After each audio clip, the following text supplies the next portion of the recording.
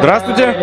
Расскажите про сегодняшнее соревнование, которое проходит здесь в Мадуне. Это проходит традиционный турнир, как бы подведение итога спортивного года.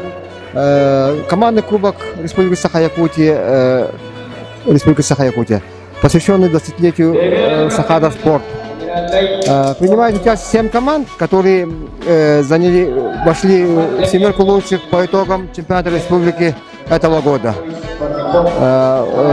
Всего принимает, конечно, в команде по 15 человек. Это мужчины, женщины и 3 ветерана. Участвуют практически все сильнейшие спортсмены республики, мастера спорта, кандидаты в мастера спорта. Так что команды подготовленные в техническом виде, порядке.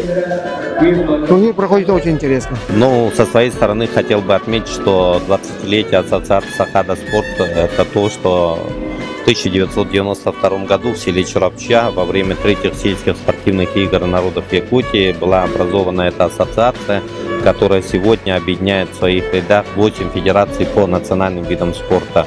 Это мас-рестлинг, это хапсагай, это якутские прыжки, это настольные игры, это конные скачки, это северное многоборье, это, значит, гиревой спорт.